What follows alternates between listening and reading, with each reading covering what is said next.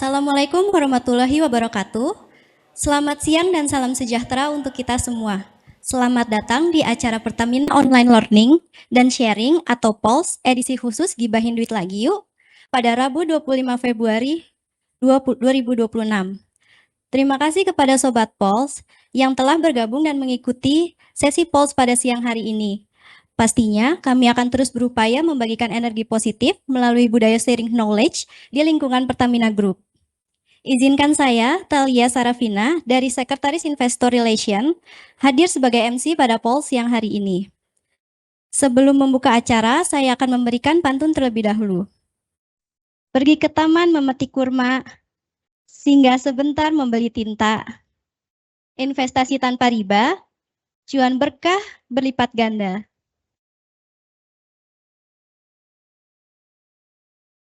Acara hari ini merupakan rangkaian kegiatan dari Financial Education Series bertajuk Gibahin Duit Lagi Yuk, Investment Series yang keempat, di mana kegiatan ini merupakan hasil kolaborasi antara Pertamina Corporate University dan Growth Corner untuk mendukung financial employee well-being Sobat POLS semuanya. Di mana acara kali ini juga akan dilaksanakan secara offline di lobi Geraha Pegas. Apabila pada seri sebelumnya kita sudah membahas rais cuan lewat saham bersama Bapak Lukas dan Bapak M. Al-Fatih, pada kesempatan kali ini kita akan membahas investasi syariah untuk masa depan yang berkah, yaitu cuan tanpa riba. Sobat POLS dimanapun Anda berada, pada siang hari ini telah bergabung narasumber kita, yaitu Mang Amsi, dan telah hadir juga Ibu Aulia Nazala Ramadhani yang akan menjadi moderator untuk kita pada hari ini. Tak kenal maka tak sayang, berikut kami bacakan terlebih dahulu CV dari moderator dan narasumber kita pada hari ini. Izinkan saya memperkenalkan moderator kita hari ini, Ibu Aulia Nazala Ramadhani. Beliau merupakan bagian dari Investor Relation di PT Perusahaan Gas Negara Tbk sejak tahun 2019. Beliau menyelesaikan pendidikan MBA di Institut Teknologi Bandung dan sarjana ekonomi di Universitas Diponegoro, serta memiliki International Certificate in Investor Relation.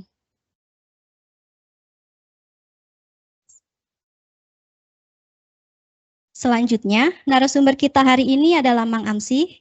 Beliau merupakan guru bahasa Arab di Mantiga Cianjur dan aktif sebagai penggerak literasi pasar modal syariah. Beliau juga menulis berbagai buku investasi syariah, serta pengelola komunitas @syariah saham. Beliau pernah dinobatkan sebagai tokoh penggerak inklusi pasar modal syariah oleh OJK Jawa Barat dan ditetapkan sebagai guru madrasah inspiratif tahun 2024.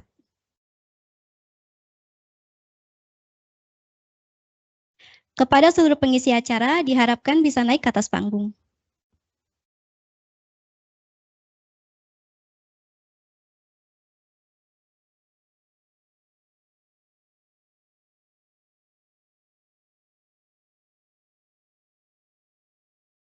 Dikarenakan seluruh pengisi acara telah hadir di atas panggung, saya persilakan kepada Ibu Aulia Nazala untuk dapat memulai acara Gibahin Duit Yuk kita kali ini. The floor is yours. Selamat siang Sobat POLS semuanya. Saatnya kita masuk ke acara inti pada hari ini. Acara Gibahin Duit Lagi Yuk pertama-tama akan dimulai dengan pemaparan dari narasumber sebagai pengantar dari diskusi kita pada hari ini. Nanti Mang Amsi akan memberikan pemaparannya terkait investasi syariah untuk masa depan yang berkah selama kurang lebih 45 menit yang kemudian akan dilanjutkan dengan sesi tanya jawab. Selama sesi di diskusi nanti, Sobat POLS juga dapat menyampaikan pertanyaan melalui chat box yang akan kita diskusikan bersama para narasumber kita pada hari ini dengan menyertakan format nama, _fungsi, pertanyaannya apa. Dan untuk kesempatan kali ini, dari panitia juga telah menyediakan hadiah persembahan dari panitia Gibahin Duit Lagi Yuk berupa voucher senilai Rp100.000 untuk penanya offline maupun penanya online. Jadi untuk Sobat POLS sekalian jangan malu-malu untuk bertanya. Baik, tanpa mengulur waktu, kepada Mang Amsi, dipersilakan Mang Amsi untuk menyampaikan pemaparannya terkait investasi syariah untuk masa depan yang lebih berkah.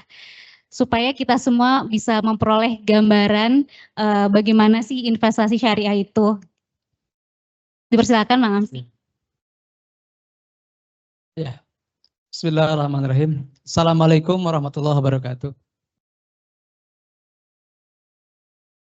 Bismillah, walhamdulillah, wassalatu wassalamu ala rasulillah wa ala alihi wa sahbihi wa mawala. Yang terhormat,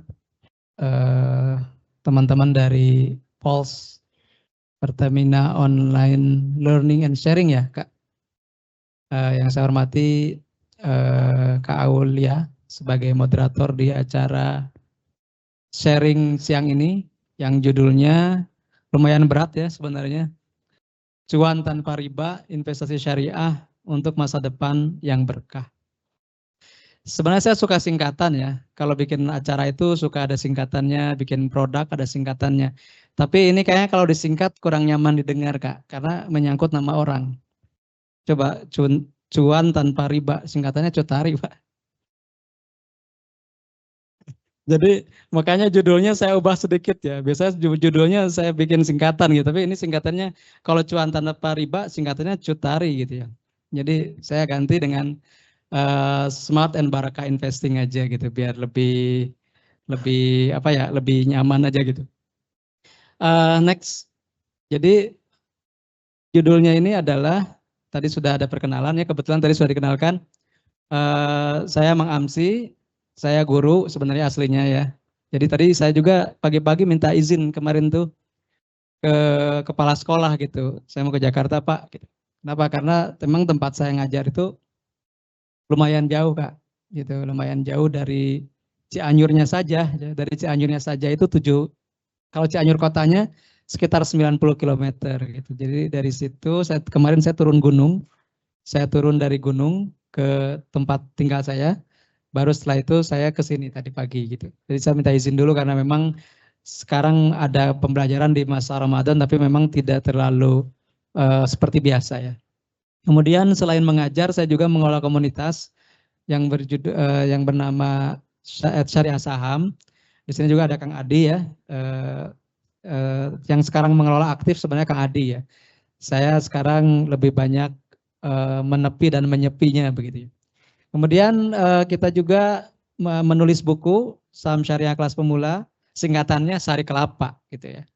Kemudian Saham Syariah Kelas Pemula sekarang sedang diterbitkan ulang new editionnya karena memang di pasaran sudah tidak ada, sudah habis gitu. Sekarang mau ada edisi revisi. Kemudian Saham Syariah Kelas Menengah, ini saya nulisnya sama Kang Adi, judulnya Saham Syariah Kelas Menengah. Kalau disingkatnya Sari Kenanga ya. Maka gambarnya bunga kenanga gitu. Kalau yang sari kelapa gambarnya nata de coco. Cocok buat takjil ya. Nah, kalau yang sari kenanga ini gambarnya bunga kenanga, di kelopaknya itu ada kode-kode saham. Nah, terakhir nanti saya sedang menulis sekarang sama Kang Evan, co-founder yang kedua dari Syariah Saham. Kita bertiga ya, saya, Kang Adi, Kang Evan gitu. Nah, yang ketiga ini judulnya Saham Syariah Kelas Lanjutan. Disingkatnya Sari Ketan. Sari ketan. Jadi sari kelapa, sari kenanga, dan sari ketan. Itulah serial belajar saham syariah dari mulai basic sampai advance. Katanya seperti itu. Terima kasih juga teman-teman yang sudah hadir via platform online. Tadi ada bocoran sudah nembus hampir 500 ya. Terima kasih, tepuk tangan untuk kita semua. Jadi justru saya yang bingung ngejelasin ya sebenarnya. Mohon maaf, saya kalau disuruh serius suka bingung gitu ya. Tapi kalau suruh sambil sedikit bercanda agak lancar Mbak. Saya gugup kalau agak serius biasanya ya. Ya, kemudian ini buku-buku kami boleh nanti dicek di platform apapun yang bapak-bapak dan ibu-ibu teman-teman punya. Next. Oh iya, saya lupa. Belum ya tadi. Ini ke sini ya Kak? Kemana? Kemana arahnya? Ke sana? Ke sini? Oh ke sini ya. Tapi nggak coba. Gimana ya?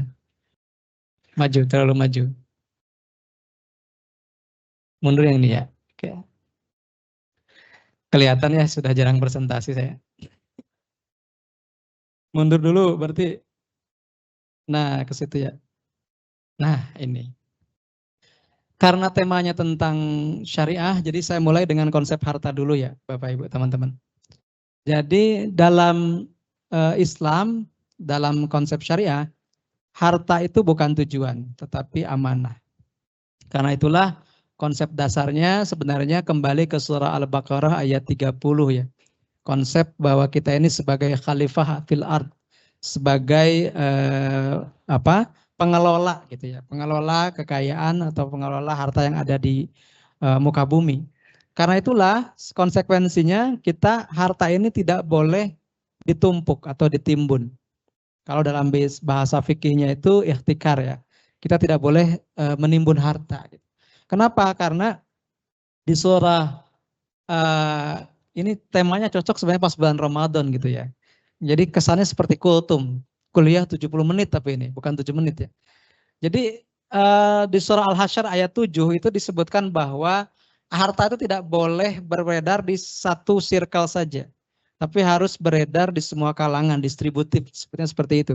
Untuk apa? Kemaslahatan tentunya. Karena itulah harta yang diakui itu dianggap suatu hal yang bernilai dan dibolehkan secara syariah.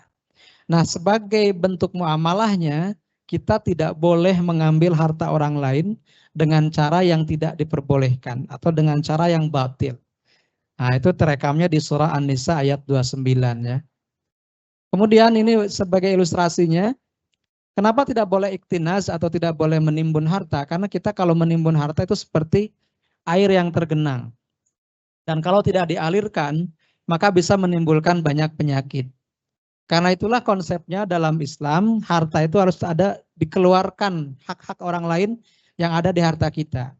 Misalnya zakatnya, infaknya, sedekahnya gitu, dan juga ada wakaf dan seterusnya.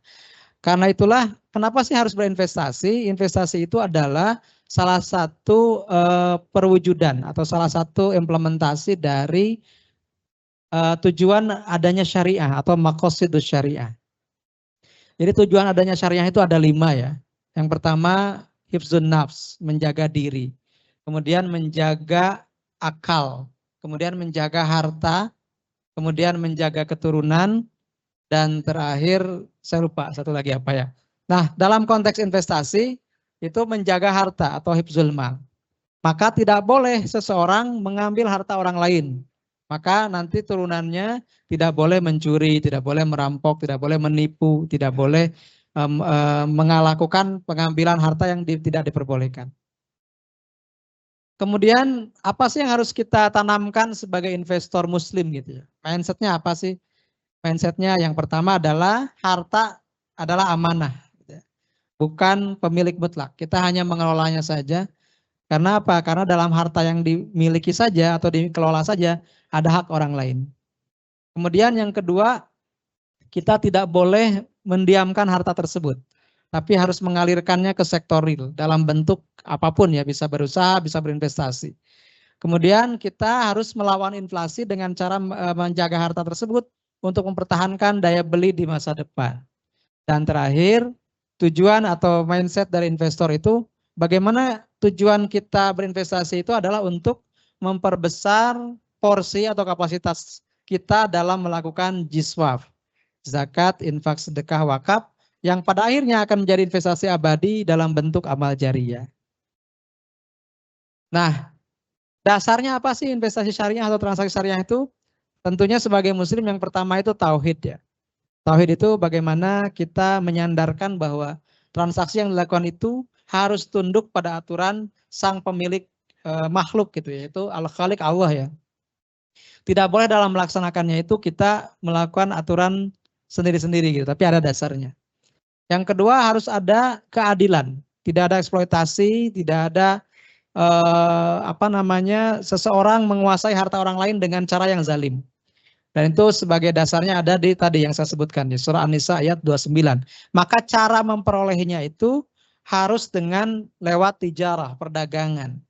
Ya, perdagangan yang saling suka sama suka transaksinya, bukan karena pemaksaan, bukan karena pemerasan. Kemudian juga ada sektor real yang harus dibangun. Sektor real ini uang adalah alat tukar, bukan komoditas ya. Harus ada aktivitas bisnis nyatanya.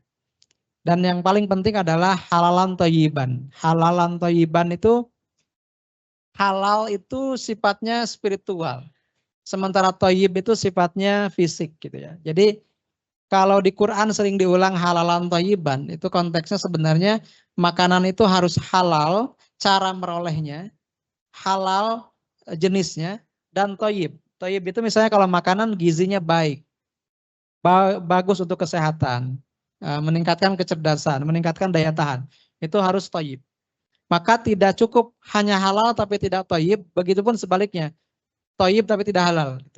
Kalau guru saya pernah mengatakan, kalau kamu sebagai kepala keluarga katanya harus memberi nafkah yang halal lagi thayyib. Halal itu cara memperolehnya. Kenapa? Karena nanti akan berpengaruh kepada anak. Kalau barangnya halal tapi kurang thayyib, anaknya soleh tapi sakit-sakitan katanya. Tapi kalau thayyib tidak halal, anaknya kuat tapi perilakunya menyebalkan katanya. Makanya harus dua-duanya. Harus halal, harus thayyib. Gimana kalau dua-duanya nggak halal, nggak thayyib? Biasanya sudah lemah, dia juga nakal gitu katanya. Ternyata apa yang kita konsumsi itu berimbas kepada perilaku kita. Maka ini nanti konteksnya kepada keberkahan ya. Ada di sebuah hadis Rasulullah SAW bersabda, sesuatu yang tumbuh dari barang haram, maka neraka lebih berhak memakan dagingnya, kan seperti itu. Atau di surah yang lain di An-Nisa, barang siapa yang memakan harta anak yatim, sebenarnya dia sedang mengkonsumsi api neraka. Nah seperti itu. Jadi harus ada konsep bahwa mengkonsumsi itu bisa makan, bisa juga spending gitu ya. Itu harus halal dan thayyib.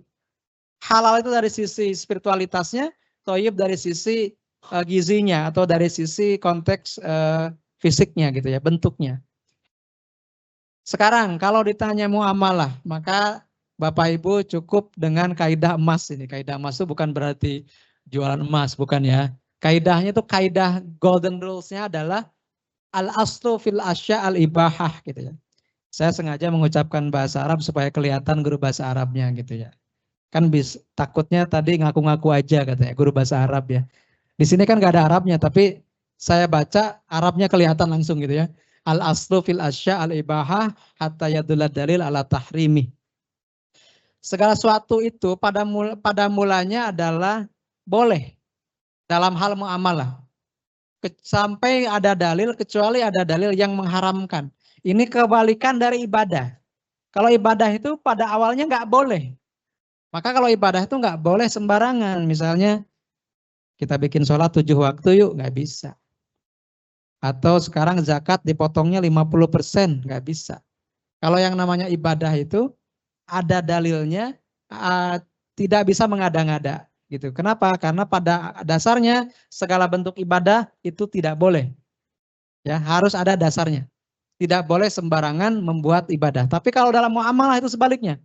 Pada dasarnya segala bentuk muamalah, transaksi atau hubungan manusia dengan manusia itu boleh. Sampai ada dalil yang mengharamkannya. Apa landasannya? Dulu ketika Rasulullah perang, di suatu peperangan, beliau melakukan strategi. Ternyata strateginya kurang tepat. Akhirnya minta pendapat ke sahabatnya.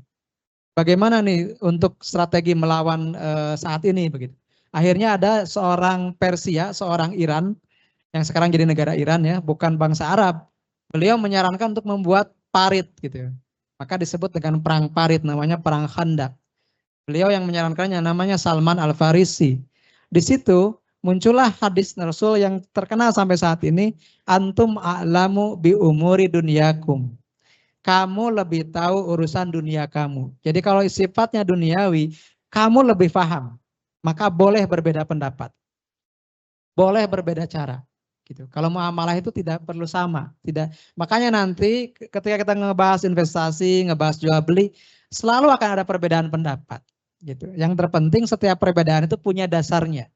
Punya dasarnya kemudian diyakini. Nah karena itulah Islam itu sifatnya memudahkan.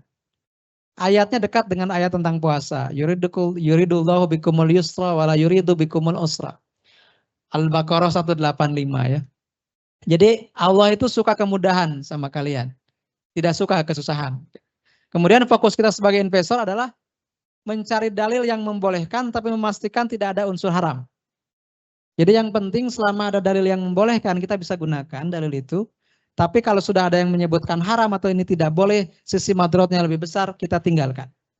Maka penting ketika kita belajar transaksi, tidak cukup kita hanya belajar produknya saja, produk fatwanya. Tapi kita juga kalau mampu harus belajar metodologi fatwanya. Supaya fatwa itu sebenarnya untuk pribadi kita, boleh atau tidak. Tapi kalau metodologi fatwa, itu kita untuk bisa menjawab pertanyaan-pertanyaan yang berbeda pendapat dengan kita. Seperti itu. Nah ini ya bedanya syariah dengan konvensional. Bukan sekedar ganti label gitu ya. Filosofinya kalau syariah itu value bond. Artinya terikat agama, terikat moral. Ada dasar-dasar hukumnya, dasar-dasar dalilnya. Sementara kalau konvensional mungkin lebih dominannya value free ya. Yang penting maksimalisasi hasilnya. Contohnya misalnya kalau saya sih sering kritisi ya. Dengan modal yang sekecil-kecilnya mendapatkan untung yang sebesar-besarnya. Itu mungkin konvensional ya. Tapi kalau yang syariah itu bukan untung sih sebenarnya, tapi berkah. Tapi salah satu bentuk keberkahan itu ya keuntungan itu sendiri gitu. Kemudian sekarang mekanismenya syariah itu bisa jual beli, bisa profit sharing ya kalau investasi. Tapi kalau konvensional biasanya lebih ke bunga atau riba. Secara hubungan juga kalau syariah lebih ke partnership atau kemitraan, kalau konvensional itu utang, yang mengutangkan dan yang diberi utang gitu. Yang menjamin dan yang dipinjamin. Kemudian safety-nya, kalau syariah itu ada cleansing, pembersihan. Nanti kita belajar di reksadana itu ada mekanisme cleansing dana non halal.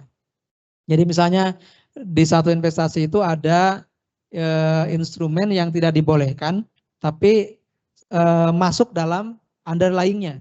Maka ketika sudah tidak lagi menjadi underlying-nya dan sudah dinyatakan sebagai efek non syariah misalnya, maka reksadana wajib meng-cleansing itu, wajib mengeluarkan, membersihkan dana tersebut dan biasanya dialokasikan untuk dana sosial.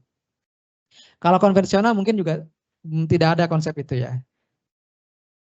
Kemudian ini, kalau sering menjadi investor, pintu masuknya kan biasanya ditanya dulu ya, ini untungnya besar atau enggak, ini pasti untung atau tidak. Nah di syariah, kalau pasti untung itu justru adalah sesuatu yang tidak syariah. Kenapa? Karena segala sesuatu itu ada risikonya. Kalau misalnya ada janji pasti untung tanpa risiko, itu adalah gerbangnya riba.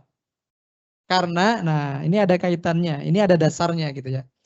Kan kalau syariah mah pasti ujungnya dalil ya Mbak, gitu. Untungnya saya disuruh ngisi materinya tentang syariah. Jadi cocok lah, aman lah. Kenapa?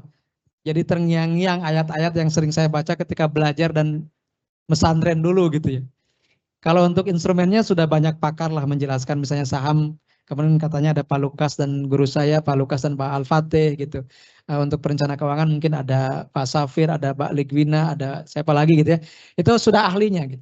Tapi kalau syariah itu gampang sebenarnya. Syariah itu apa yang direkomendasikan oleh ahli-ahli tersebut, screening lah pakai saringan syariah, selesai gitu ya.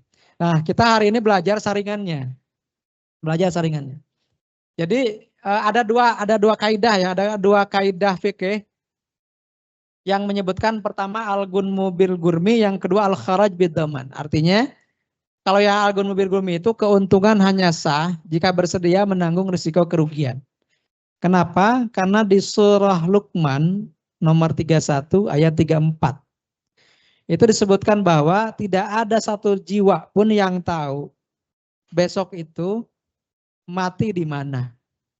Kemudian di kalimat berikutnya, tidak ada satu jiwa pun yang tahu besok ini usahanya untung apa rugi. Gitu. Besok ini mau mengerjakan apa, besok ini usahanya seperti apa. Artinya ketika kita berusaha itu sudah ada risiko dan untungnya. Ada risiko dan untungnya. Justru itulah sifat alamiah sebuah usaha. Kalau sudah memastikan untung, itu bukan sifat natural sebuah atau sifat alamiah sebuah usaha. Tapi biasanya itu ujungnya adalah skema Ponzi atau money game. Seperti itu. Justru yang namanya investasi yang benar, yang dari awal sudah menyatakan adanya risiko. Kemudian hal kharaj bid-dhamman. Artinya hak mendapatkan hasil itu muncul karena ada tanggung jawab terhadap aset. Tidak mungkin sesuatu itu menghasilkan kalau tidak ada tanggung jawab pengelolaannya. Jadi disinilah muncul kalau ingin untung besar harus siap dengan risiko tinggi. Kalau ingin tenang ya pilihlah yang konservatif. Maka investasi itu bukan masalah harus pilih instrumen apa yang tepat. Tapi pilihlah instrumen yang sesuai. Jadi bukan harus sama dengan yang lain. Oh si A nih beli saham, saya juga harus beli saham. Belum tentu saham cocok buat si B. Karena itu investasi itu lebih cocok-cocokan dengan jiwa kita, dengan profil risiko kita. Kemudian filternya apa? Filternya ini ada yang disebut dengan maghrib singkatannya. Tapi ini dikritisi oleh dosen-dosen sebagian. Karena maghrib itu katanya nama sholat gitu.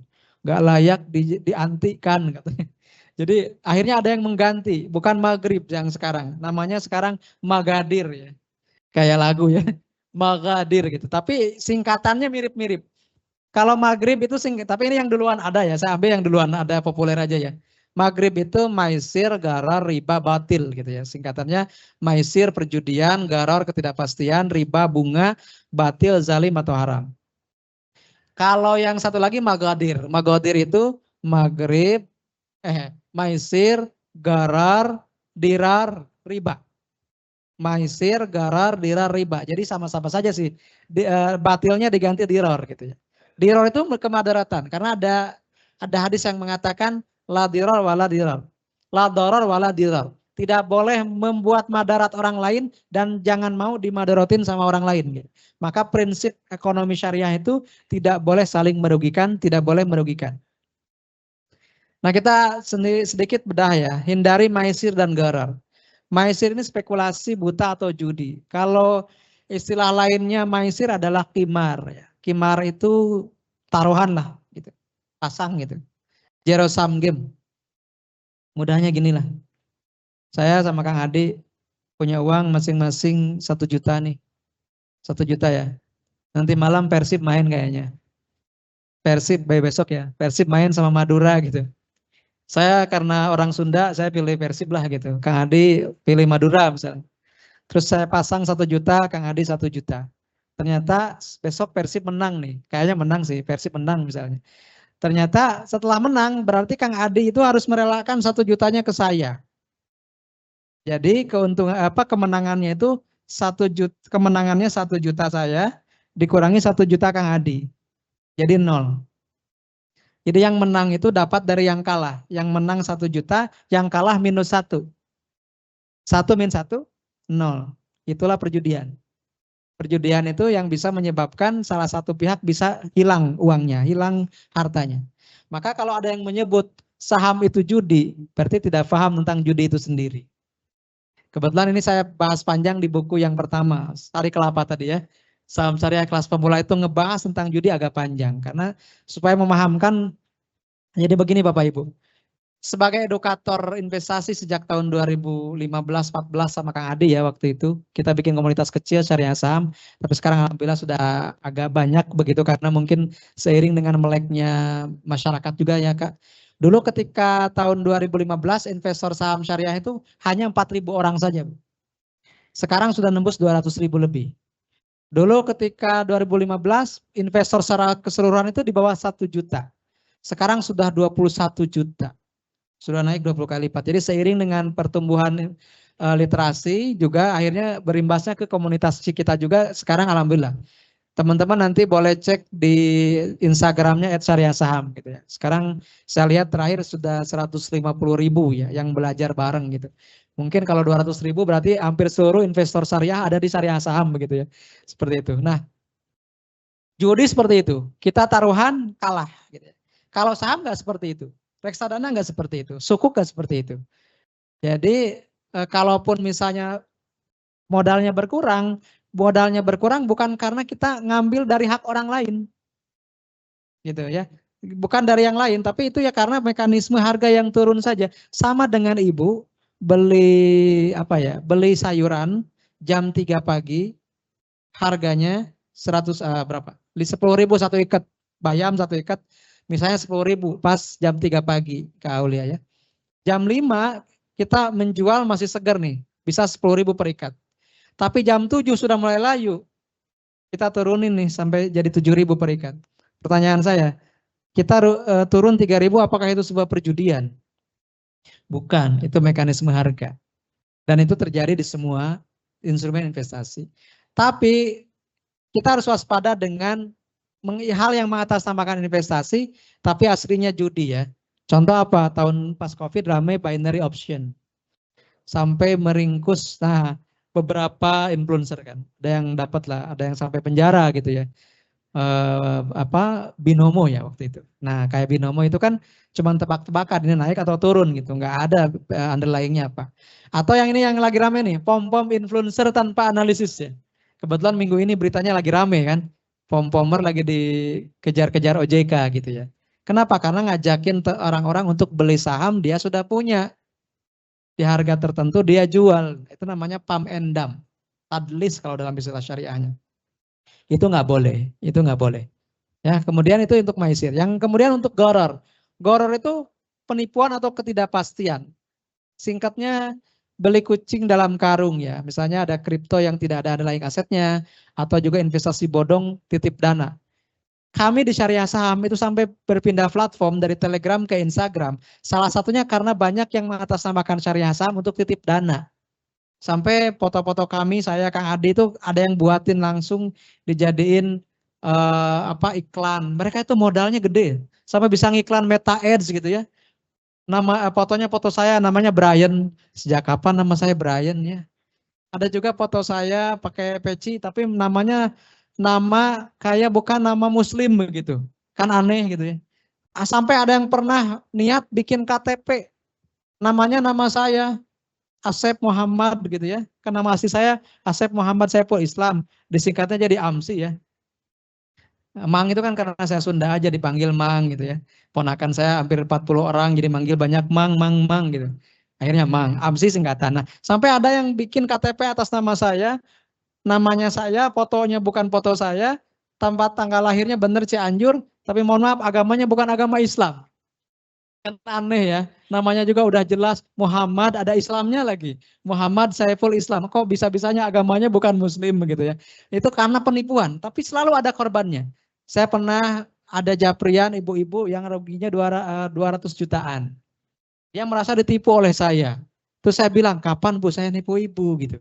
Pokoknya dulu ada yang ngobongi saya nih. Ternyata dia ditipu sama orang yang atasnamakan saya. Terus saya tanya, Bu ibu transfernya ke siapa? Dia sebutin namanya ini. Coba Bu, nama itu nama saya bukan? Bukan. Ya, akhirnya dia ketipu. Ternyata banyak yang tertipu dengan investasi bodong itu lebih banyak daripada investasi aslinya. Itu kenapa? Saya selalu mengatakan karena bodong itu gabungan antara calon investor yang mohon maaf bodoh dengan penipu yang bohong. Bodoh plus bohong sama dengan bodong ya. Kemudian hindari riba dan batil. Kalau riba mungkin banyak orang yang sudah tahu ya. Riba itu tambahan tanpa risiko. Misalnya fixed return atas pinjaman modal. Ada yang peer-to-peer lending dengan bunga tetap. Atau juga kalau dalam saham ada yang pinjam ke sekuritas tapi ada bunganya per hari sekian persen. Kemudian batil, kalau batil itu lebih ke haram zat atau caranya. Misalnya objeknya haram dan caranya zalim. Objek haram misalnya saham miras atau saham perjudian. Kalau caranya zalim misalnya short sell. Short sell itu menjual barang yang belum dimiliki. Barangnya belum kita miliki, tapi sudah dijual lagi ke orang. Jadi itu masih milik orang lain. Jadi syarat yang bisa dijual kembali itu barang yang sudah dimiliki oleh kita, atas nama kita. Nanti mungkin ada pertanyaan, boleh nggak Mang beli pagi jual sore, BPJS singkatannya? Atau BSJP beli sore jual pagi, itu boleh. Itu bukan short sell, itu namanya short trading. Kenapa? Karena ketika kita sudah match beli, itu sudah milik kita secara qabad hukmi. Tapi secara legal, secara settlementnya butuh hari. Tapi secara datanya itu sudah milik kita. Karena ada user ID atau transaction ID-nya sudah unik. Itu sudah milik kita, sudah dipesan sama kita. Kalau sudah match berarti sudah milik kita dan boleh dijual lagi meskipun cuma 1 menit setelahnya.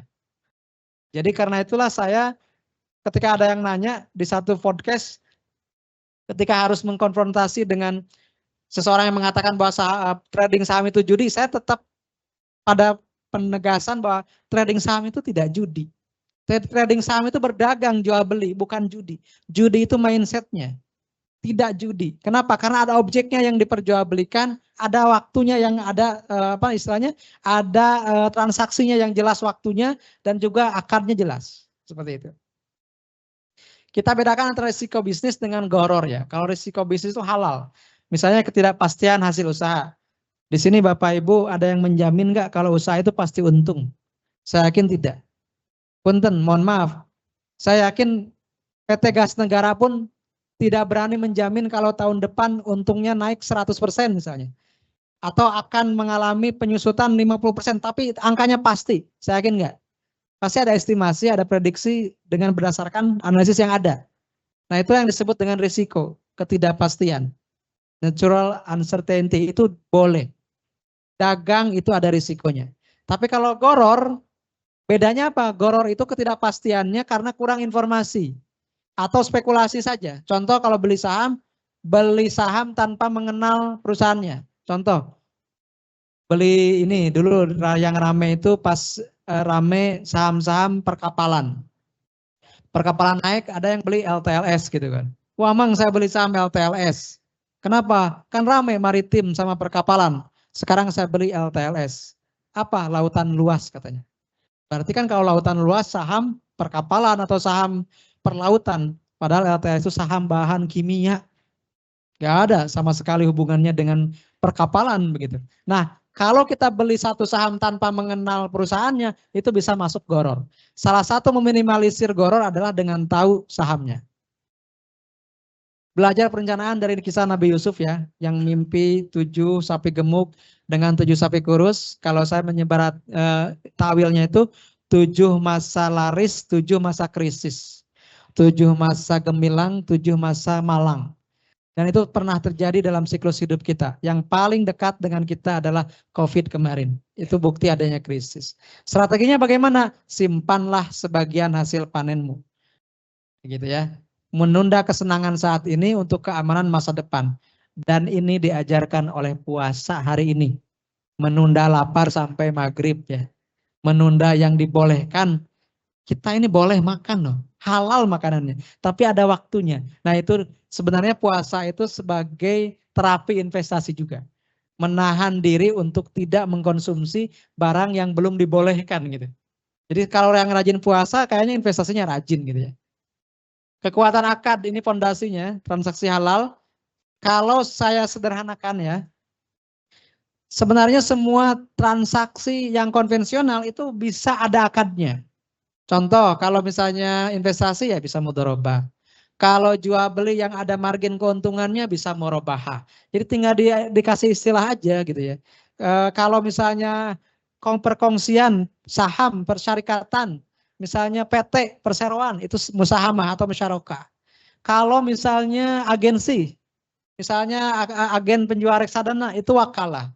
Atau misalnya kita menyewa itu ijaroh, misalnya menyewakan apartemen, menyewakan rumah kontrakan, atau bahkan menyewakan bangunan untuk dijadikan landasan sukuk. Nanti ada sukuk ijaroh gitu ya. Nah filosofinya tadi sudah saya jelaskan, lebih dari sekedar label halal ya tadi sudah kita kuatkan lagi di sini, tidak boleh maghrib ya, maisir, goror, riba, batil atau zalim. Di kita sudah dilandasi 2 ya, negara agama ini prinsip pasar modal syariah. Untuk negara ada OJK dan undang-undang, untuk syariahnya itu ada DSN MUI. Dan berdasarkan Undang-Undang Nomor 4 Tahun 2023 penguatan sistem keuangan, itu dinyatakan bahwa sumber hukum tertinggi untuk ekonomi atau keuangan syariah adalah fatwa DSN MUI. Karena itulah supaya mudahnya kita tidak perlu pusing. Kalau mencari landasan untuk investasi syariah atau keuangan syariah, baca aja fatwa DSN MUI. Disinilah kita mengintegrasikan konsep hukum nasional dan syariah ke dalam sistem hukum ya, namanya double protection. Ini spektrumnya dari yang low risk low return sampai high risk high return. Dari mulai reksadana pasar uang, kemudian reksadana pendapatan tetap dan campuran sampai ke saham. Atau dengan kata lain bisa seperti ini mapnya dari yang defensif atau hedging sampai agresif atau growth. Dari emas kita bisa belajar mulai dari emas, kemudian belajar sukuk, reksadana, crowdfunding sampai saham. Nah kita coba dengan emas ya, ini yang lagi hype karena emas lagi naik-naiknya gitu ya. Sudah tembus 3 juta. Yang paling sering tanya ke saya, Bang boleh nggak nyicil emas? Pertanyaannya saya balik, mau pakai fatwa siapa? Itu simpelnya. Mau fatwa yang restrik atau mau fatwa yang mudah gitu ya. Jadi kalau saya sebagai pembaca fatwa, saya bisa memberikan yang mudah, bisa memberikan yang restrik gitu. Kenapa? Karena tergantung orangnya gitu ya. Kalau fatwa itu tergantung audiensnya. Kalau audiensnya ingin restrik ya jangan nyicil ya. Kalau misalnya tidak memahami atau tidak ingin menganggap bahwa emas itu sebagai barang komoditas. Jadi kedudukannya dari situ dulu. Emasnya mau dianggap apa? Kalau emas dianggap sebagai uang atau alat tukar, maka tidak boleh dicicil. Harus tunai dan harus offline, tidak boleh online. Tapi kalau emas dianggap sebagai barang komoditas atau sil'ah, maka itu boleh online dan boleh juga dicicil. Kenapa? Karena emas sebagai barang komoditas berarti bisa diperdagangkan. Kalau diperdagangkan bisa masuk akad murabahah. Apa merubah itu? Menjual barang dengan margin keuntungan. Kalau bisa dengan margin keuntungan berarti bisa dicicilkan. Namanya buy taksid, jual kredit. Maka saya selalu mengkritisi yang mengatakan kredit itu riba. Tidak semua kredit itu riba. Karena kredit juga bisa dengan merubah. Tapi kembali lagi, mau pakai fatwa mana ya. Jadi kalau saya mah pengguna fatwa nih, user ya, bukan produsen. Nah, karena user berarti disesuaikan dengan pemahaman konsumennya, usernya. Ibaratnya gini Bapak Ibu, kita menggunakan smartphone, itu tinggal pakai saja, tanpa tahu bagaimana cara membuat smartphone-nya. Yang penting bisa media sosial, bisa upload apa gitu ya, tanpa kita harus tahu gimana cara bikin HP ya nggak usah kan. Sama fatwa juga, kita mau bikin fatwanya atau kita mau menggunakan fatwanya saja. Seperti itu. Nah untuk emas ini ada nomor 77. Jadi boleh beli tidak tunai atau digital asal emasnya berstatus komoditas. Artinya ada. Kemudian syarat mutlaknya wajib ada fisik. Di backup 100% dan bisa dicetak. Kalau pingin tipsnya bisa mengauto debit tabungan emas digital. Karena tadi sudah misalnya difahami emas ini boleh dicicil dan boleh digital. Maka bisa menggunakan auto debit. Seperti itu. Ini fatwanya silakan nanti dibaca lebih jelasnya di nomor 77 ya. Kemudian sekarang saham dulu nih. Saham ini syariah ini gampangnya begini.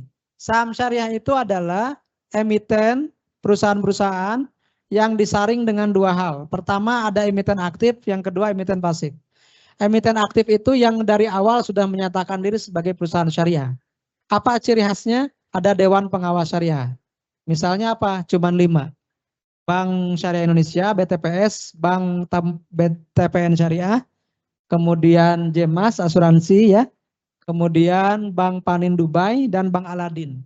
Jadi sebelum masuk bursa pun dia sudah syariah. Gitu. Tapi yang sisanya sekitar 670 itu disaring dengan saringan ini ya. Pertama bisnisnya, kedua keuangannya. Kalau dari bisnisnya sudah lolos maka boleh dengan keuangannya. Nanti muncul ada saham syariah atau daftar efek syariah. Nah ini fatwanya nomor 135, kemudian screeningnya itu bisnisnya halal dan utang ribawinya tidak boleh dari 45%. Pendapatan non halalnya tidak boleh lebih dari 10%. Untuk teknologinya wajib menggunakan SOTS ya, Syariah Online Trading System, supaya kita diblokir dari margin trading dan short selling dan juga membeli saham yang non syariah. Mekanismenya seperti ini ya, investor daftar sebagai nasabah dari broker yang punya SOTS, kemudian bisa beli saham syariah. Akadnya bisa musyarakah untuk yang beli saham langsung di IPO. Jadi saham itu akadnya bisa 2. Kalau beli di IPO itu akadnya musyarakah. Jadi kita beli dapat dividen. Tapi kalau belinya di pasar sekunder, itu kita akadnya baik musawamah, jual beli dengan harga naik dan turun, harga lelang berkelanjutan, continuous auction. Jadi akadnya jual beli. Kalau di pasar sekunder atau di bursa. Nah ini data terbaru ya dari Jumat kemarin, market cap saham syariah kita itu sudah 57% dari total yang ada. Jumlah sahamnya ada sekitar 631. Kemudian total volumenya sudah 64%, nilai transaksinya sudah 13 triliun per hari. Rata-rata ya 66%, kemudian frekuensinya 74%. Kalau secara year to date-nya sendiri, volumenya 69% dari total, nilainya sudah 67% dan frekuensinya sudah 75%. Di kanan bawah itu ada 5 indeks syariah ya. ISI, JI, JI70, IDX MES BUMN termasuk Pegas kayaknya ada di situ ya. Kemudian ada IDX Syariah Growth. Itu bisa dilihat secara year to date-nya justru yang sekarang sedang double digit itu adalah IDX MES BUMN 17. Itu sudah tumbuh hampir 12% dari awal tahun sampai Jumat kemarin, tanggal berapa Februari? Tanggal 22 ya. 22 saya lupa tanggal ya. Nah itu sudah 11% lebih. Jadi IDX MES BUMN sekarang mengungguli indeks saham syariah yang lain. Isinya masih minus ya. JI juga masih minus, JI70 masih minus, tapi IDX MES BUMN itu sudah naik 11,5%. Mungkin ini didongkrak oleh aneka tambang juga ya. Pegas juga mungkin. Kemudian juga Elsa juga ya. Karena kalau bank lagi turun kalau nggak salah ya. Yang kedua sukuk. Nah, kalau sukuk ini seperti obligasi tapi bukan ya, karena sukuk itu sertifikat yang mewakili bagian kepemilikan tidak terpisahkan. Dasarnya Fatwa DSN MUI nomor 137 tahun 2020. Kemudian konsepnya seperti patungan membeli hak manfaat ya. Kemudian kenapa dipilih? Karena risiko gagal bayarnya nyaris nol, meskipun ada ya. Kemudian pengganti deposito dengan imbal hasil bulanan yang lebih baik ya. Akadnya bisa ijarah, sewa, kemudian mudharabah kerjasama sebuah proyek, atau juga wakalah itu seperti agensi ya, atau mengelola kegiatan investasi gitu. Ada juga mudharabah, ijarah, wakalah, murabah, istisna, tergantung apa yang underlying-nya. Kemudian reksadana, kalau reksadana ini seperti gado-gado ya, wadah menghimpun dana masyarakat ke dalam portofolio efek syariah. Fatwanya berdasarkan nomor 20 tahun 2021. Kenapa? Karena reksadana ini instrumen investasi syariah pertama yang ada di Indonesia. Tahun 97 mulainya lewat dana reksa. BUMN juga ya. Sekarang merger sama BRI ya. BRI dana reksa. Nah ini cleansingnya ada ya, pembersihan pendapatan reksadana dari unsur non halal ya. Seperti itu. Kemudian ini contohnya ada menitip dana ke manajer investasi. Akadnya wakalah bil ujroh, jadi mewakilkan ke MI untuk mengelola dan MI dapat fee tahunan komisi ya. Bisa mulai dari 10.000, bisa sekarang banyak aplikasi yang memudahkan untuk reksadana ini ya. Kemudian untuk akadnya sendiri sudah di sini ada investor, kemudian menitipkan ke MI ke portofolio efek ya, dan diawasi oleh DPS, Dewan Pengawas Syariah. Ini yang terakhir ada securities crowdfunding. Ini semacam urun dana digital untuk UMKM. Fatwanya nomor 140, nomor DSN nomor 8 ya, tahun 2021. Jadi ini UMKM menerbitkan sebuah bisa sukuk ya. Biasanya sukuk sih kebanyakannya, seperti di sini ada saham, bisa juga sukuk, tapi kebanyakannya di Indonesia ini menggunakan akadnya, mekanismenya lewat sukuk. Misalnya ada ternak ya, misalnya mau kurban nih, biasanya si crowdfundingnya ini membuat dana untuk menggemukkan hewan ternak gitu, 3 bulan misalnya. Nanti hasilnya dibagi, seperti itu. Nah ini tipsnya lakukan diversifikasi ya, karena risikonya lumayan besar. Sekarang yang baru-baru ini juga terjadi kan peer-to-peer lending syariah yang lagi rame ya. Itu juga karena sebenarnya sih akarnya sudah benar ya. Tapi mungkin pengelolanya yang kurang amanah seperti itu. Jadikan investasi kendaraan menuju kemandirian finansial yang penuh keberkahan ya, seperti itu. Kenapa ini langkah-langkah awalnya, luruskan niat, pahami ilmunya, pilih yang halal mulai sekarang. Sebaik-baik harta adalah harta yang berada di tangan orang yang soleh. Itu riwayat Bukhari. Ini terakhir, investasi cerdas, hati tenang, harta berkah. Wa halallahul bai'a wa harramar riba. Allah halalkan jual beli dan haramkan riba. Bukan hanya harus menang atau senang, tapi harus tenang. Itulah konsep dasar investasi syariah. Nanti kita lanjut di tanya jawab. Terima kasih perhatiannya. Mudah-mudahan berkah dan manfaat buat kita semua. Alarmnya pas kalau di saya. Assalamualaikum warahmatullahi wabarakatuh. Waalaikumsalam warahmatullahi wabarakatuh. Makasih nih Mang Amsi yang sudah memberikan pemaparannya ya, cukup komprehensif banget mulai dari konsep mengenai investasi syariah itu seperti apa, serta instrumen-instrumen investasi syariah yang ada di Indonesia ya, dari mulai emas, kemudian tadi juga ada saham, reksadana, crowdfunding juga gitu. Cukup komprehensif dan ini pun pertanyaannya sudah banyak banget yang masuk melalui chat box secara online dan mungkin teman-teman yang ada di sini ya secara offline juga kayaknya udah pengen banyak yang diskusi secara langsung nih sama Mang Amsi nih. Gitu. Jadi untuk Q&A nanti akan 30 sampai 45 menit. Tapi sebelum Q&A saya akan memberikan pengumuman terlebih dahulu untuk Sobat Pols yang ingin melihat rekaman webinar-webinar dari Growth Corner, baik itu bedah buku maupun Growth Talks dan lain-lain, dapat dilakukan dengan mengunjungi website dari growthcorner.pgn.co.id dan jangan lupa kunjungi Instagram dari Growth Corner di @growthcorner.pgn gitu. Ya, tanpa berlama-lama lagi mungkin saya langsung mempersilakan kepada teman-teman yang hadir secara offline untuk bertanya. Antusiasnya sangat tinggi nih. Mulai dari Masnya dulu itu kayaknya yang di belakang ya.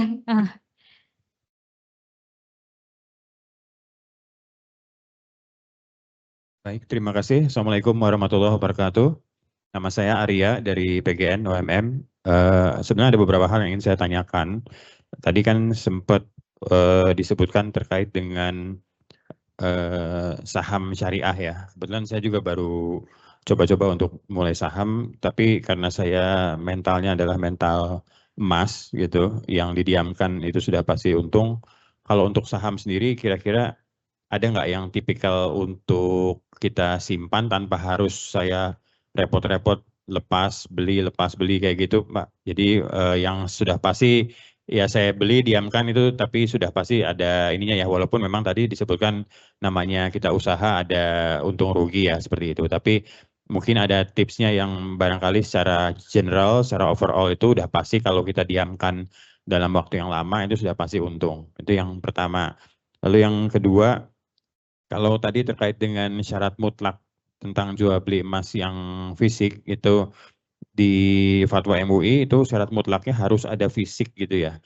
Nah, seandainya kondisi di lapangan itu ternyata sulit didapatkan, artinya kan itu sudah menggambarkan bahwa fisiknya belum ada, walaupun infonya lagi dibuat lah, lagi dibikin lah gitu. Nah, itu apakah fatwa itu jadi hukumnya jadi gugur gitu ya? Karena fatwa itu menyebutkan di depan harus ada syarat mutlaknya fisik gitu.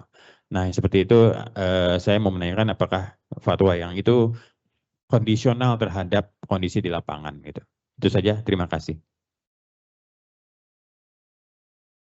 Langsung dijawab, Mang Amsi.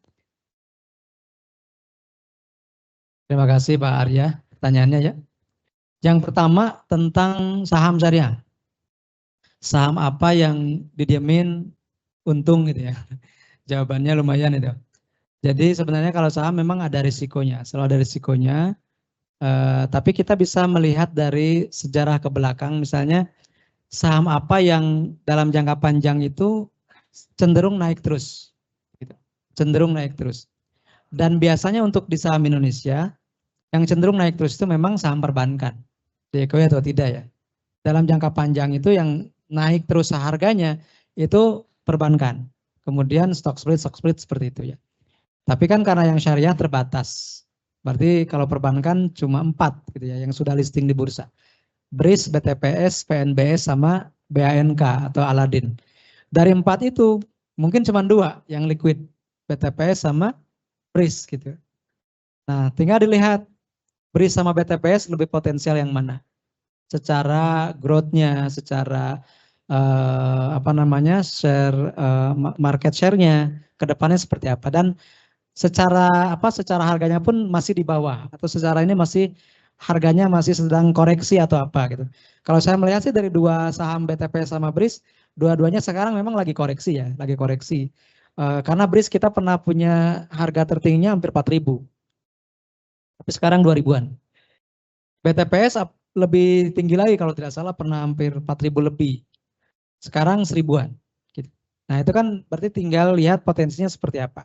Tapi kalau ingin diam kemudian dapat setiap tahun seperti bagi hasil, berarti kita harus cari saham yang dividennya besar. Dan harus diakui saham-saham di Indonesia yang dividennya besar itu saham-saham batubara. Tidak ada lagi gitu ya. Saham batubara, Adaro, PTBA, ITMG, kemudian BSSR, mungkin ini yang jarang didengar BSSR ya. Karena BSSR ini setahun bisa 2 kali dan yieldnya di atas 10%. Artinya kalau saham batubara ini kalau kata teman saya, kalau lagi bagus dividen yieldnya itu 5 tahun sudah balik modal, karena bisa kadang pernah 20% lebih gitu. Tapi harganya kadang lagi turun gitu, harganya turun juga, anjlok juga. Tapi kalau yang agak stabil biasanya kalau nggak perbankan consumer goods gitu. Consumer goods itu bisa consumernya bisa juga healthcare dan farmasi. Seperti itu. Nah kita bisa lihat kalau saham-saham farmasi ini defensif. Defensif di situ-situ aja. Tapi kalau buat nabung cocok gitu. Kita tinggal dapat dividen kemudian harganya naiknya nggak drastis terus gitu ya, nggak drastis. Tapi kalau pingin yang fluktuatif kemudian capital gain-nya besar, kita bisa masuk di saham-saham komoditas gitu. Kayak sekarang yang lagi hype atau lagi rame emas. Sebenarnya kenaikan harga saham emas itu jauh lebih tinggi daripada kenaikan harga emasnya itu sendiri kan. Boleh dicek nih. Harga emas itu setahun 70%-an. Saya punya riset kemarin, dari tahun kemarin ke tahun sekarang itu 75% lebih lah untuk emasnya, emas batangannya. Tapi saham emasnya itu bisa ada yang sampai 200%, 500%. Karena pasar modal itu lebih pertama atau lebih responsif ketimbang pasar real, biasanya seperti itu. Contoh, Bapak Ibu bisa buktikan ketika COVID. Ketika COVID, suntikan dan kan ada vaksinasi ya. Suntikan yang belum dibuat, belum datang, saham suntikannya sudah terbang duluan. Seperti itu kan. Fasilitas buat isolasi waktu itu namanya? Karantina ya. Rumah sakit yang ditunjuk karantina belum disebutkan, tapi rumah sakit sudah naik duluan. Jadi biasanya pasar modal lebih responsif, lebih reaktif ketimbang pasar real. Jadi kalau misalnya ingin mendapatkan capital gain atau yang agak besar cuannya gitu ya, cari saham syariah yang berbasis komoditas. Kayak sekarang kemarin kalau nggak salah ada berita sawit Indonesia katanya tarifnya mau di 0% ya. Atau gimana beritanya itu, saya belum baca full ya. Tarif tarif ekspor sawit ke luar itu bisa ditekan. Berarti kan yang diuntungkan perusahaan sawit. Carilah saham-saham CPO yang tadi yang sedikit risikonya lah gitu. Secara lingkungannya juga tidak bermasalah. Karena banyak yang nanya ke saya, emang saham-saham komoditas itu bagaimana ya dari sisi ESG-nya, environment, social dan governance-nya. Maka saya selalu memberikan solusinya, Bapak Ibu cari indeks ESG leader ya, indeks saham penggerak ESG, kemudian screening dengan isi saham syariah. Berarti itu saham syariah yang sudah aman secara lingkungan juga, secara ESG juga, sustainability-nya juga dijamin gitu. Jadi kemungkinan tidak ada kerusakan lingkungan lah, minim lah kalau ada pun gitu. Karena kan banyak yang mengkritisi saham syariah itu, masa saham syariah merusak lingkungan, nah seperti itu ya. Bisa dicek indeks ESG atau indeks Rike Hati, kemudian di screen lagi, disaring lagi dengan daftar efek syariah. Itu mungkin yang pertama ya Pak Arya. Yang kedua untuk fatwa emas tadi. untuk ikhtiyatnya atau kehati-hatian memang harus seperti itu. Jadi fatwa itu dibuat untuk sehati-hati mungkin. Kalau memang tidak memenuhi syarat yang ada di fatwa, lebih baik jangan membeli. Kenapa? Karena nanti juga yang merugi, yang rugi itu yang membelinya. Jadi fatwa itu dibuat seketat mungkin supaya orang yang mau beli itu tidak mudah terjebak. Ya, sekarang kan kalau beli fisiknya susah. Gimana kalau digital? Gitu. Ya selama digitalnya itu dijamin juga di backup dengan fisik itu nggak masalah. Syaratnya gimana? Tanya langsung gitu. Tanya langsung ke penyedia emas digitalnya. Apakah ini backupnya ada nih? Gitu. Backupnya ada. Kalau misalnya dia merilis 1 ton emas digital berarti dia punya backup juga 1 ton emas. Bukan sekadar angkanya aja 1 ton. Tapi kaulah tadi misalnya, kok emang pasti kayak lapangan kok masih mesen ya? Ya boleh jadi itu akarnya adalah istisna. Dibuatin dulu gitu. Kan boleh nih, ada akad jual beli namanya istisna atau salam ya. Kalau Bapak Ibu beli sesuatu di marketplace itu akadnya apa, Bu? Akadnya salam itu. Mesen dulu barangnya belakangan. Boleh nggak? Boleh. Tapi kalau begini, beli dulu tapi barangnya belum ada. Boleh nggak? Boleh, namanya akad istisna. Contoh apa? Contoh kita membuat mebel. Pesan ke tukang mebeler.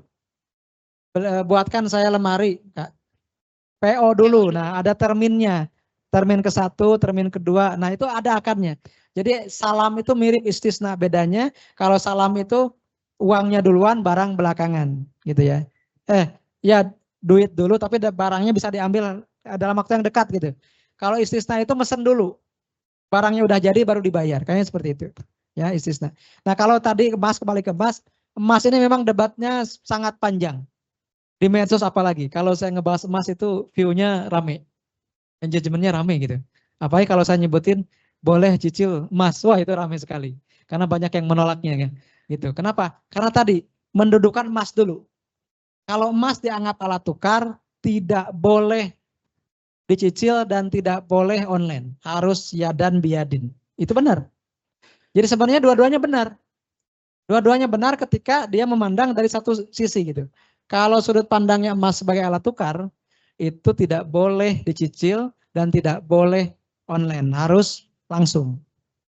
Tapi kalau emas sebagai barang atau komoditas atau sil'ah istilah fikihnya, itu boleh online sama dengan kita beli handphone, beli HP, beli makanan, beli takjil gitu ya. Dan juga bisa dicicil. Karena kalau bisa diperjualbelikan berarti bisa dicicil. Kalau HP ini bisa dijual belikan, berarti bisa dicicil. Kalau bisa baik, berarti bisa murabahah. Itu landasannya. Nah, tergantung kita memandang emasnya seperti apa. Seperti itu. Jadi, dan kita selalu terbagi dua. Ada yang menganggap emas sebagai alat tukar, ada yang menganggap emas sebagai komoditas. Gitu. Pertanyaan saya sekarang sederhana. Apakah sekarang emas diperbolehkan menjadi alat tukar? Kan tidak. Kalau digunakan, itu menyalahi aturan. Pernah dengar nggak ada satu pasar yang dibubarkan atau tidak diperbolehkan di dekat Jakarta sini karena menggunakan dinar dirham?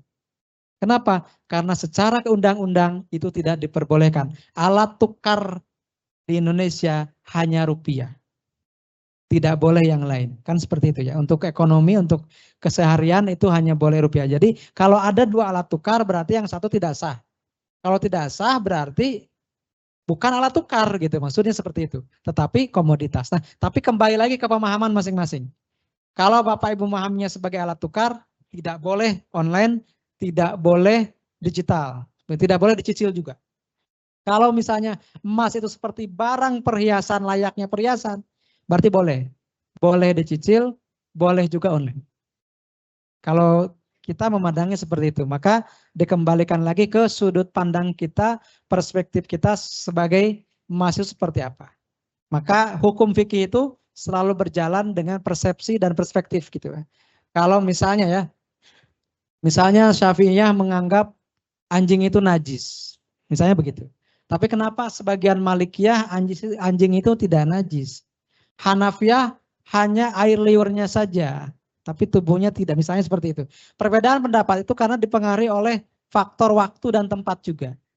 Kalau Hanafiyah, kalau Asafiyah mungkin ketat ikhtiyat. Tapi kalau Malikiyah karena di daerah Maghribi, di daerah Afrika Utara itu banyak hewan ternaknya tuh suka dimakan serigala, maka memelihara anjing itu dianjurkan. Nah, seperti itulah fikih. Jadi fikih itu selalu berbeda dan kita kembalikan ke perspektif masing-masing. Ya, seperti itu. Jadi dalam memahami hadis Nabi itu kita tidak bisa tekstual, tapi juga harus kontekstual berdasarkan kebutuhan dan lingkungan masing-masing. Mungkin itu, Kak. Terima kasih. Terima kasih Mang Amsi atas penjelasannya. Cukup jelas ya Mas ya untuk penjelasan dari Mang Amsi. Kemudian ini untuk dari penanya offline ada lagi. Assalamualaikum Mang Asri, saya Elia dari Korvin. Ada beberapa pertanyaan mungkin ya. Yang pertama, bagaimana strategi untuk investasi syariah kita sebagai orang tua untuk mempersiapkan dana pendidikan anak ke depannya, karena kan kita tahu ya biaya kuliah sekarang anak-anak tuh sangat mahal gitu ya di Indonesia. Itu yang pertama. Yang kedua, kira-kira berapa persen sih presentasi yang harus kita sisihkan untuk biaya pendidikan anak tersebut gitu, karena kan kita tahu konsumtifnya kita seperti apa gitu ya. Itu yang kedua. Terus yang ketiga, banyak ya, dua aja dulu deh. Siap. Itu aja. Satu lagi sebenarnya yang paling ini kira-kira gitu ya, untuk kita para pemula nih, pemula banget yang belum paham banget berinvestasi seperti apa, karena kita taunya kan cuma nyimpen emas gitu ya, atau nyimpen di tabungan yang bisa sekarang tuh lagi happening banget di IG gitu ya. Biarlah uang yang bekerja untuk kita gitu kan, jangan kita yang bekerja untuk uang. Nah, gimana nih mensiasatinya dalam investasi syariah ini? Terima kasih. Monggo Mang Amsi. Siap. Saya jawab singkat ya sesuai pesan sponsor. Jadi Ibu Elian ya tadi. Jadi kalau bicara pendidikan anak, mohon maaf. Kami sebenarnya menyesal dulu menjual emas. Terus terang gitu ya. 2010 itu kami bisa membeli emas beberapa puluh gram. Waktu harganya masih 300.000. Dan sekarang kan sudah 3 juta. Berarti kan 1000% ya. 2010 itu. Tapi kami pindahkan ke instrumen lain seperti saham, kemudian beli tanah juga sih sebenarnya. Tapi memang kalau dari sisi untuk jangka panjang, kayaknya emas masih menjadi pilihan ya. Kayak untuk ONH yang muslim naik haji. Kami juga menyesal tidak menyimpan di emas gitu kan. Kalau kami waktu itu misalnya menyimpan 35 gram, waktu itu 350 gram itu untuk satu ONH. Sekarang 350 gram itu sudah untuk 16 orang bisa hajian gitu. Itu di emas. Jadi Ibu memilih emas itu sudah tepat sebenarnya. Kalau ingin diversifikasi, mungkin sebagai pemula dikaitkan dengan pertanyaan berikutnya, itu reksadana. Reksadana misalnya yang agak sedikit imbal hasilnya di atas deposito itu reksadana sukuk. Reksadana pendapatan tetap syariah misalnya. Untuk alokasinya sendiri biasanya menggunakan rumus 4321 ya. 4321 itu 40% untuk spending kebutuhan, 30% untuk utang kalau punya utang, 20% untuk investasi dan 10% untuk ziswaf gitu ya. Kalau yang muslim seperti itu. Atau ada yang 532, 50 kebutuhan, 30 utang, tagihan cicilan, 20% investasi. Rata-rata sih investasi itu 20%. Jadi 20% dari income kita dan kemudian dari 20% itu untuk investasi pendidikan anak itu ya taruhlah 10%-nya atau ya setengahnya dari 20% itu bisa untuk pendidikan anak. Seperti itu. Semoga menjawab. Siap, terima kasih Mang Amsi. Selanjutnya ini ada pertanyaan lagi dari offline ya? Ada Satu tidak? lagi. Tadi satu lagi. Ya.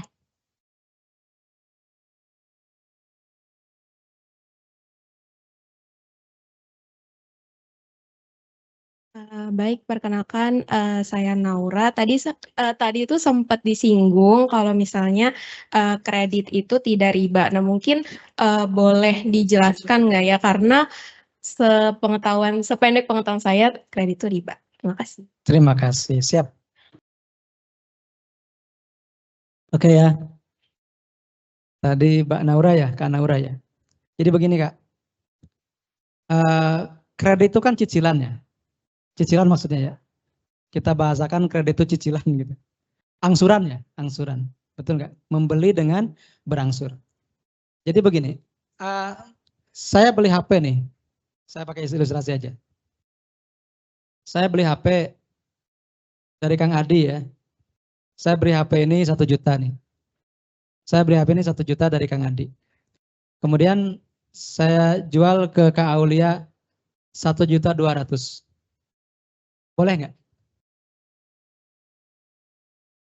Jawab dulu itu. Karena setelah ini pertanyaannya lebih mudah. Saya beli HP 1 juta nggak realistis ya, 2 juta lah.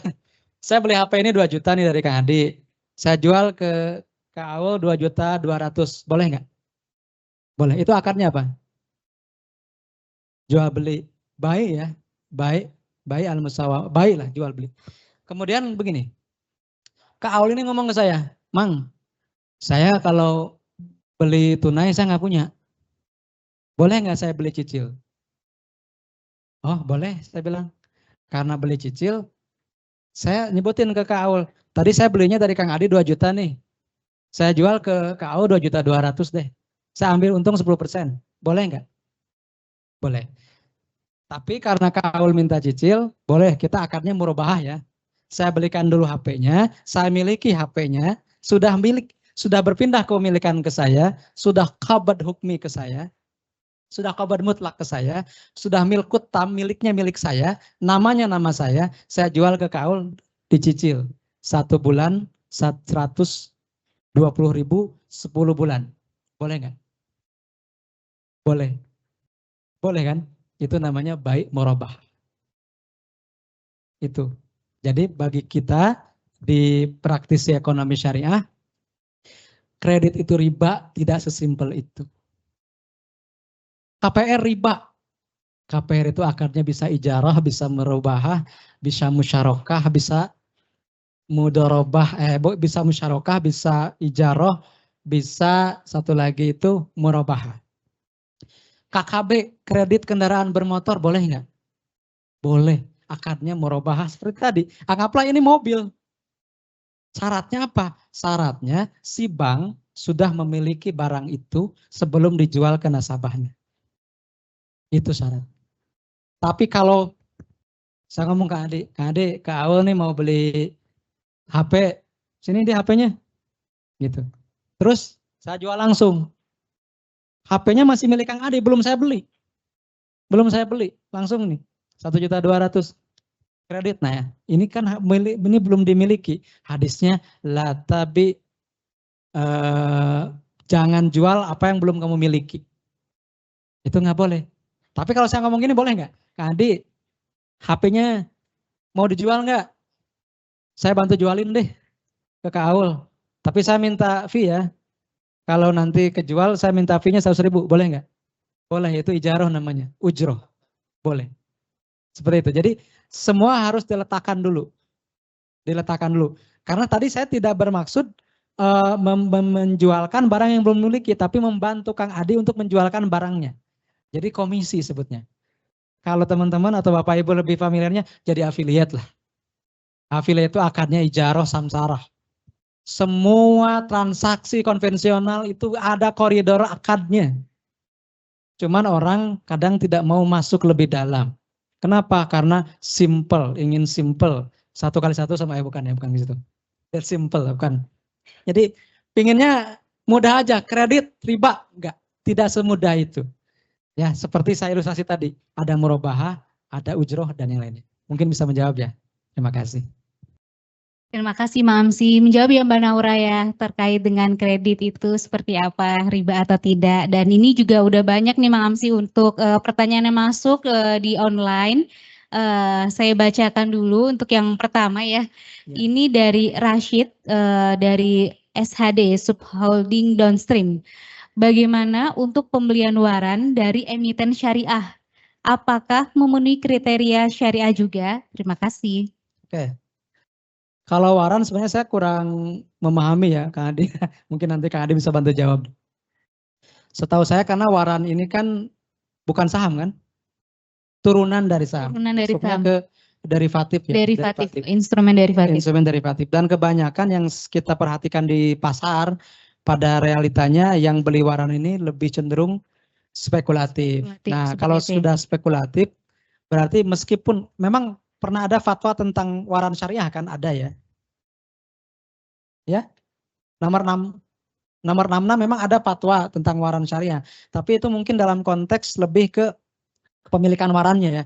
Tapi ketika misalnya di lapangan yang kelihatan beli waran itu adalah tindakan itu lebih spekulatif menjurus goror gitu ya. Karena kadang tidak tahu juga saham induknya apa. Nah, jadi ketika kita mau membeli saham, dua hal yang harus diperhatikan.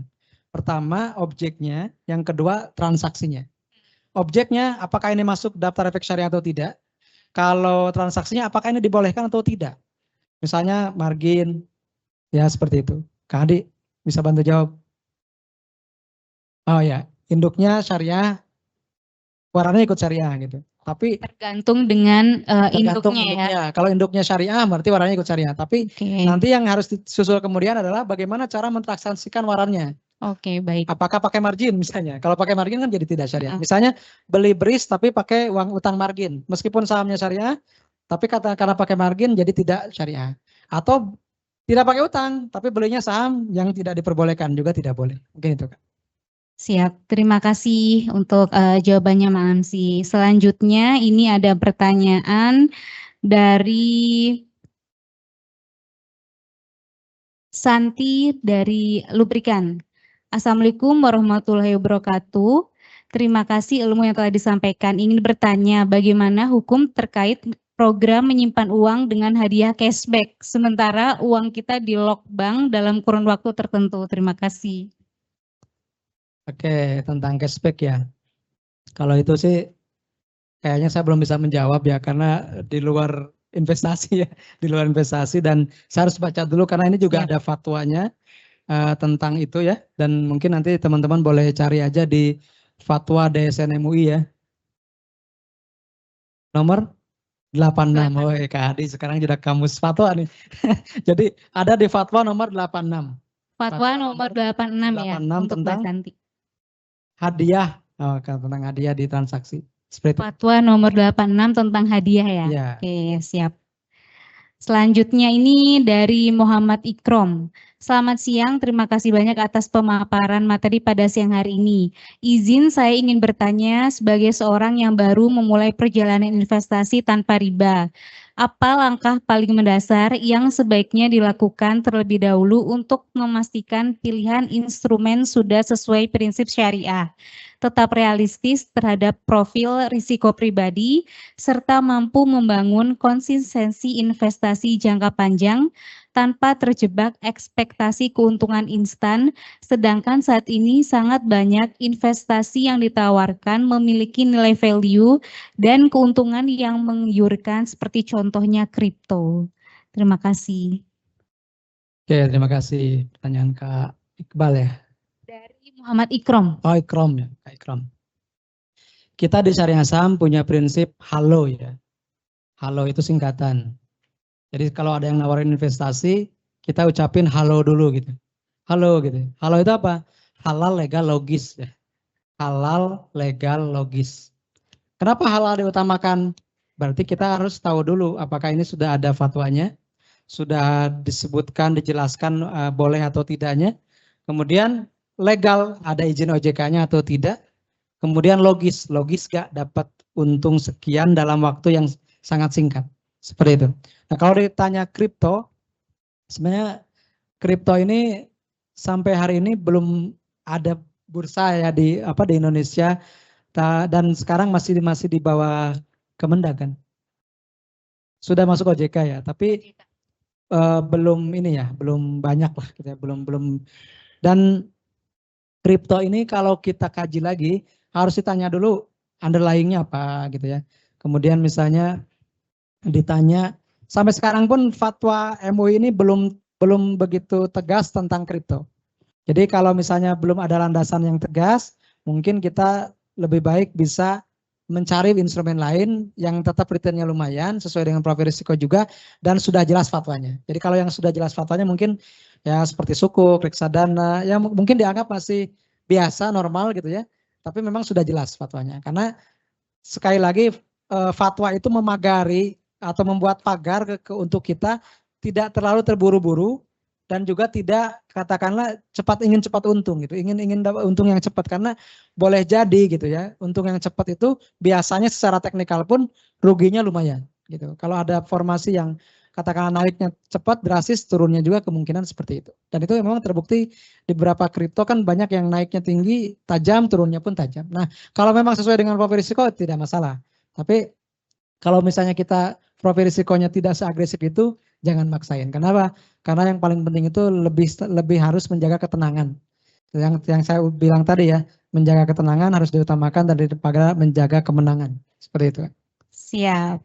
Terima kasih. Semoga menjawab ya tadi pertanyaannya. Untuk kemudian ini ada pertanyaan dari Syam Sugama Putra Subholding Downstream.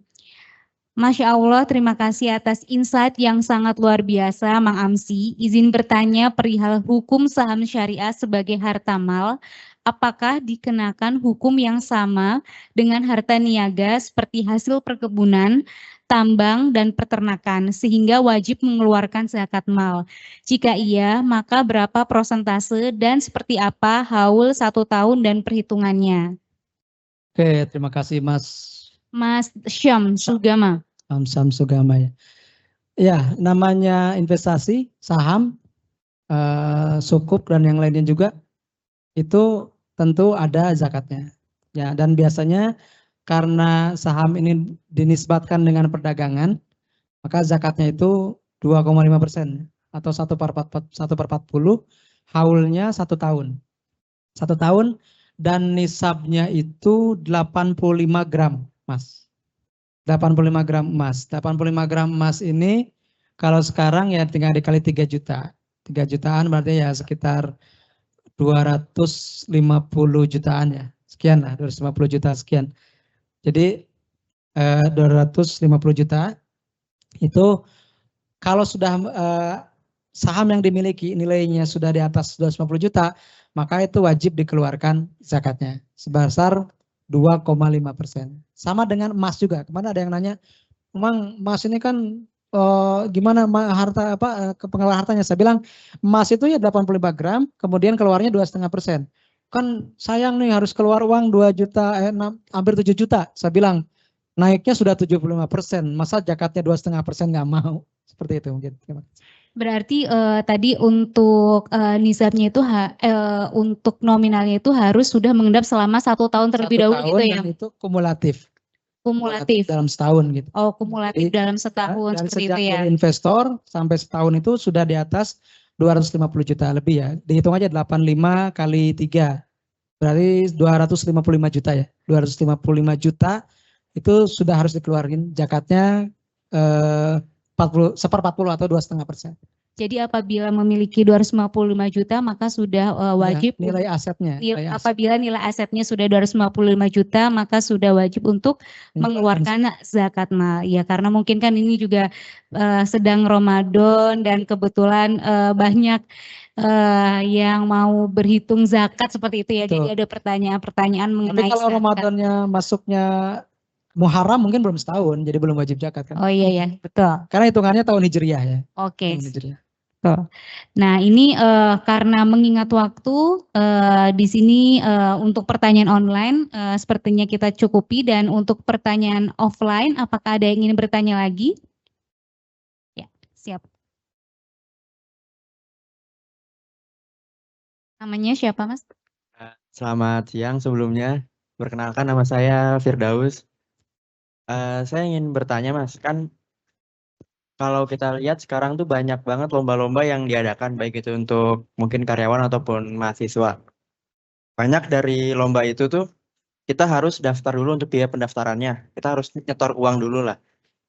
Nah kalau misalkan, contohnya kita lomba melukis lah, kita daftar biaya pendaftarannya. Nah terus kalau misalkan nanti hadiahnya itu berdasarkan dari uang registrasi, itu hukumnya gimana ya Mas? Apakah termasuk judi atau enggak? Terima kasih. Terima kasih ya. Jadi kalau memang dengan Mas siapa tadi? Saya lupa. Mas Firdaus ya, Mas Firdaus ya. Firdaus. Kalau ingin hati-hati ya, sebenarnya di situ ada unsur maisirnya juga ya, unsur kimarnya. Kenapa? Karena kita kan pasang misalnya. Kita apa namanya? Ada biaya registrasi yang harus dikeluarkan. Tapi gini, ada yang menyebutkan itu tidak termasuk maisir kalau hadiahnya dari sponsor. Tidak murni dari kita. Katakanlah misalnya kita daftarnya 50.000 ya, 50.000 gitu. Terus yang daftarnya katakanlah 20 orang gitu. Berarti kan total terkumpul 1 juta tuh. Ternyata hadiahnya 10 juta. Itu kan boleh jadi bukan dari uang kita hadiahnya. Tapi ada sponsor. Kalau itu tidak masalah. Tapi kalau misalnya hadiahnya itu dari uang yang kita berikan, nah itu boleh jadi termasuk maisir. Jadi istilahnya kita pasang. Jadi 10 orang itu pasang 1 juta, 1 juta, 10 juta hadiahnya dari situ misalnya. Nanti ada yang menangnya, itu nggak boleh. Tapi kalau misalnya total hadiahnya itu ternyata di atas yang biaya pendaftaran itu boleh jadi bukan maisir. Kenapa? Karena boleh jadi hadiahnya itu bukan dari yang kita berikan. Boleh jadi yang kita berikan itu buat operasional, buat misalnya biaya panitia, bukan untuk hadiahnya sendiri. Gitu. Dan seperti itu. Jadi mungkin harus ditanyakan dulu aja. Nanti hadiahnya ini dari uang pendaftaran atau dari sponsorship, sponsor yang lain gitu. Kalau dari uang pendaftaran, hanya muter di kita, itu boleh jadi judi. Karena uang kita dipakai untuk bertaruh dengan kemampuan kita gitu. Dengan perlombaan itu. Tapi kalau misalnya hadiahnya itu ternyata sponsor lain dan uang kita tidak digunakan untuk hadiah, itu tidak masalah. Karena yang diberikan buat hadiah bukan uang yang kita berikan. Jadi kita tidak masang istilahnya. Kita niatkan daftar itu untuk katakanlah panitia, biaya operasional panitia. Hadiahnya mungkin dari yang husnuzonnya seperti itulah. Tapi kalau ingin lebih hati-hati, tidak ikut lomba aja lah. Takutnya misalnya hadiahnya dari kita-kita juga gitu. Tapi kalau misalnya ada sponsor, ada pihak lain yang memberikan hadiah, itu tidak masalah. Karena uangnya tidak bercampur dengan uang kita. Mungkin gitu Mas. Allah alam, tapi nanti silakan dicari lagi ya. Siap, terima kasih Mang Amsi atas diskusinya nih. Padahal banyak sekali pertanyaan yang udah masuk, tapi mengingat waktu, durasi, jadi kita tidak bisa menjawab semua pertanyaan dari Sobat Pols yang sudah masuk melalui chat box. Dan karena durasinya sudah habis, untuk Pols kali ini diskusi kita sudahi. Namun jangan kemana-mana Sobat Pols, karena setelah ini dari Mang Amsi juga masih akan memberikan closing remarks terkait kegiatan atau acara tema pada siang hari ini ya. Nah, dan sebelum itu saya akan memberikan pengumuman untuk pemenang yang terpilih dari online ya. Ini mendapatkan voucher senilai Rp100.000. Untuk pemenangnya itu ada dari Mas Muhammad Ikrom, kemudian ada Sukali dari PEP, serta ada Mas Muhibur dari Pegasol. Untuk para pemenang, untuk mengklaim hadiah nanti bisa dengan cara DM ke Instagramnya Growth Corner di @growthcorner.pgn. Jangan lupa untuk mengklaim hadiahnya. Dan terakhir untuk Mang Amsi dipersilakan untuk memberikan closing remarks. Oke, terima kasih teman-teman dari Pols dan juga dari Growth PGN ya, Growth Corner PGN. Kenapa kita harus menjadi investor syariah sejak hari ini? Karena ada 8 alasan. Oh, pasti banyak berarti ya. Tapi saya singkat aja. Singkatannya mudah kok. A, B, C, D, E, F, G, H. A, B, C, D, E, F, G, H. Itu alasan kenapa kita harus jadi investor syariah di Indonesia, karena kita adalah pasar modal syariah terbaik di dunia sejak tahun 2016 sampai sekarang.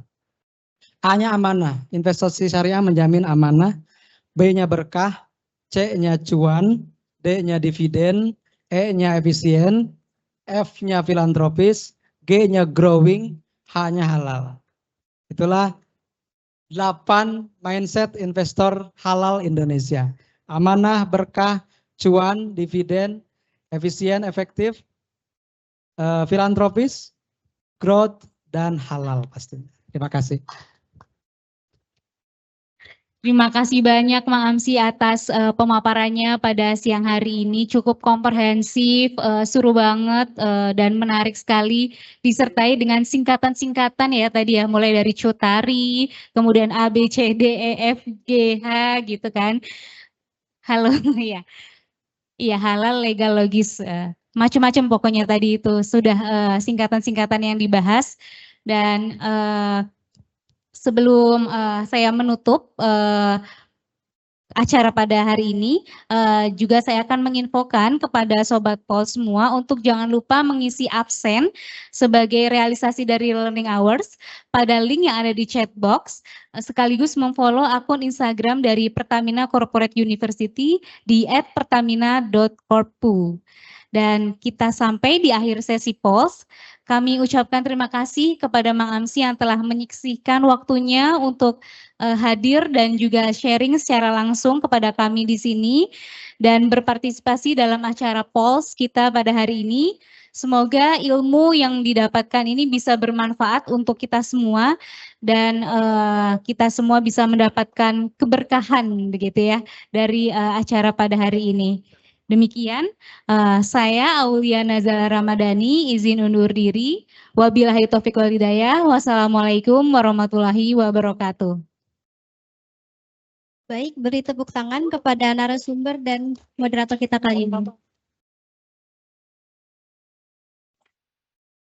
Selanjutnya, mohon berkenan kepada Mbak Farah untuk memberikan plakat kepada narasumber dan Mas Jauhar untuk memberikan plakat kepada moderator. Kesana kan oke. Oh ya udah. Masukin. Mana tuh? Ini view-nya dulu. View-nya nggak tahu. Di mute aja dulu.